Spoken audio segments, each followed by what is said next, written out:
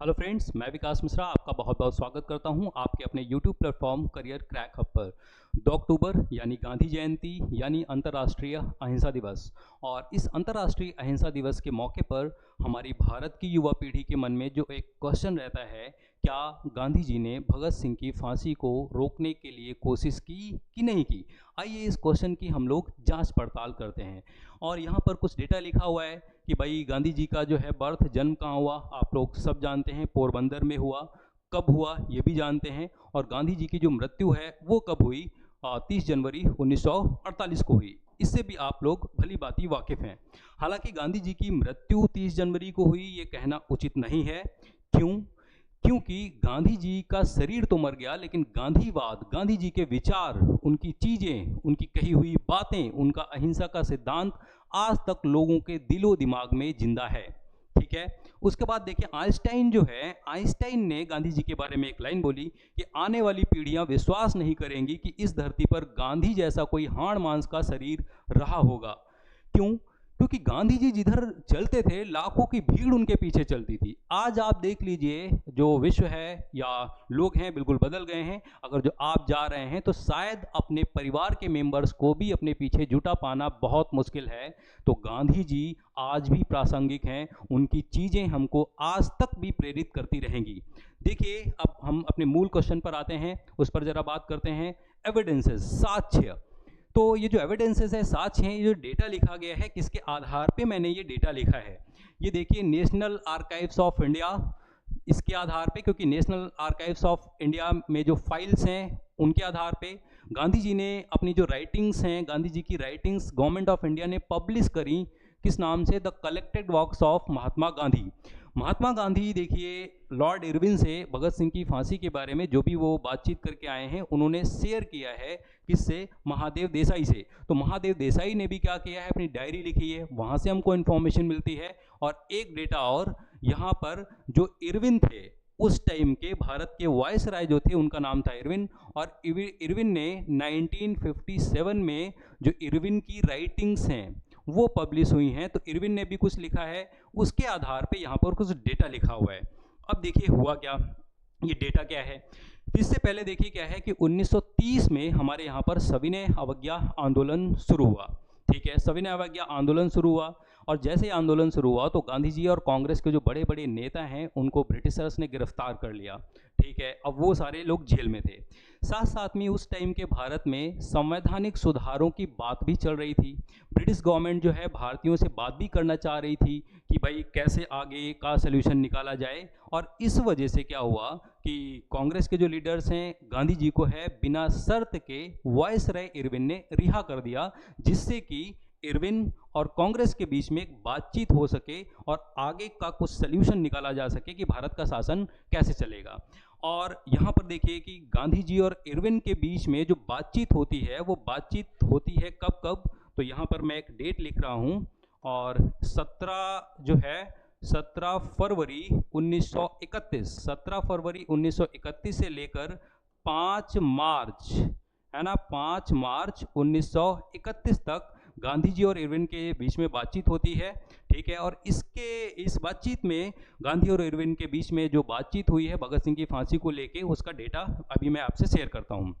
उसके पहले देखिए क्या है, अक्टूबर 1930 में क्या हुआ कि स्पेशल ट्रिब्यूनल एक बनाई गई थी जो भगत सिंह का मामला देख रही थी। और उस स्पेशल ट्रिब्यूनल ने या विशेष अदालत ने भगत सिंह की फांसी की जो सजा है वो मुकर्रर कर दी। कब? 24 मार्च 1931, मतलब 24 मार्च 1931 को फांसी लगेगी भगत सिंह को। ठीक है, इसके बाद देखिए क्या हुआ कि फरवरी 1931 में सुखदेव ने चिट्ठी लिखी है एक महात्मा गांधी को। अब सुखदेव ने जो चिट्ठी लिखी है तो नॉर्मल सी बात है कि सुखदेव और भगत सिंह के बीच में भी बातचीत होती होगी। तो ये जो चिट्ठी है ये तो सुखदेव की है, लेकिन इसमें जो थॉट्स हैं, जो विचार हैं, वो किसके हैं? वो भगत सिंह के भी इसमें विचार हैं। और इस चिट्ठी में जो भगत सिंह और सुखदेव की तरफ से आई गांधी को, सीधा सीधा लिखा हुआ था कि हमारी फांसी को रोकने का प्रयास प्लीज़ आप मत करना, क्योंकि अगर जो आप ऐसा करते हैं तो ये राष्ट्रीय आंदोलन के साथ बहुत बड़ा धोखा होगा और हमारी फांसी ही राष्ट्रीय आंदोलन को आगे बढ़ाएगी। तो ये तो सोच थी भगत सिंह और उनके साथियों की।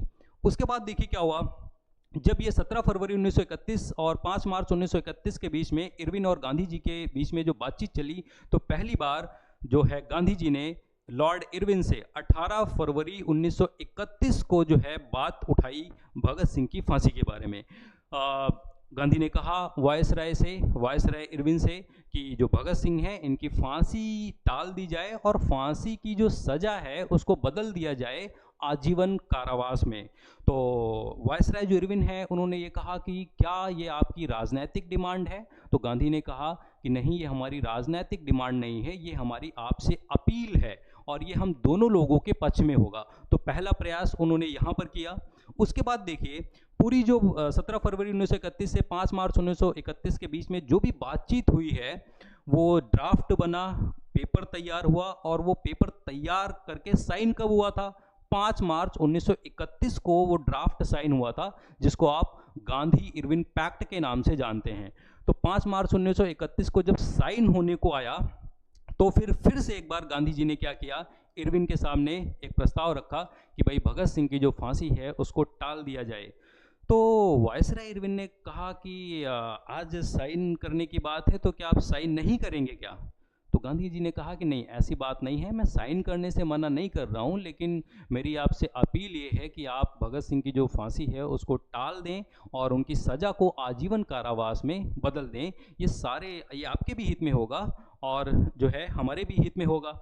और साथ साथ में वायसराय जो है इरविन उन्होंने सीधा सीधा टाल दिया कि भाई इसके लिए मैं अधिकृत नहीं हूं और अगर जो आपको अपील ही करनी है तो प्रीवी काउंसिल में, वहां पर जो अदालत है ब्रिटेन में, वहां पर आप इसकी अपील करें। तो दूसरी बार उन्होंने कोशिश की, गांधी जी ने कोशिश की। उसके बाद देखिए क्या है, 7 मार्च 1931। अब देखिए क्या है, 5 मार्च 1931 जो है, जो गांधी और इरविन के बीच में जो समझौता साइन हो गया उसमें जो है भगत सिंह की फांसी वाली शर्त नहीं रखी गई थी। और 7 मार्च 1931 को रामलीला मैदान में एक सम्मेलन हुआ, वहां पर गांधी जी ने पब्लिकली ये बोला कि भाई जो भी पैक्ट हुआ है, गांधी इरविन पैक्ट, उसमें भगत सिंह की फांसी को रोकने के लिए शर्त नहीं है। उन्होंने पब्लिकली ये बोला, पब्लिकली ये बताया। और उन्होंने यहाँ पर यह भी कहा कि हालांकि मैं हिंसा का समर्थक नहीं हूँ, लेकिन फिर भी मैंने व्यक्तिगत तौर पे प्रयास किया भगत सिंह और उनके साथियों की फांसी को रोकने के लिए, लेकिन मैं असफल रहा। तो ये हो गया 7 मार्च 1931 की बात। उसके बाद देखिए क्या है, अब भगत सिंह की जो फांसी है वो नज़दीक आ रही है, क्योंकि 24 तारीख की डेट निश्चित है और गांधी जी से भी अब रहा नहीं जा रहा है क्योंकि फांसी नज़दीक आ रही है। तो 19 मार्च 1931 को एक बार फिर से जो है गांधी जी ने क्या कहा, इरविन से फिर से कहा कि प्लीज़ आप भगत सिंह की जो फांसी है उसको टाल दें, उसको आजीवन कारावास में बदल दें।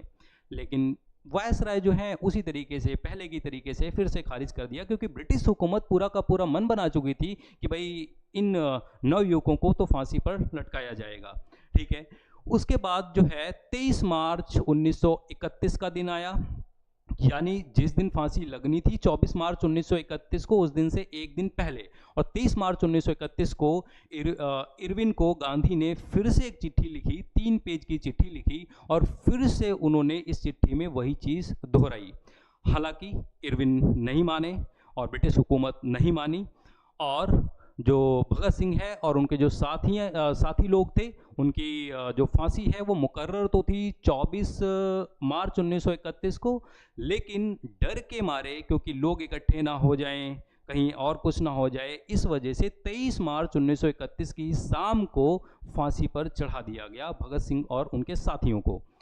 अब देखिए उसके बाद क्या हुआ, 26 मार्च 1931 को गांधी जी ने हरिजन में एक लेख लिखा और उन्होंने कहा कि मैं इन नवयुवकों की जो शहादत है उसको सत सत नमन करता हूँ, उनकी बहादुरी को नमन करता हूँ। बहुत ही बहादुर व्यक्तित्व के ये इंसान थे जिन्होंने हमारे राष्ट्रीय आंदोलन को बहुत ही प्रेरित किया है। तो गांधी जी के जो प्रयास हैं वास्तव में उनमें कोई हमको कमी नहीं दिखती है।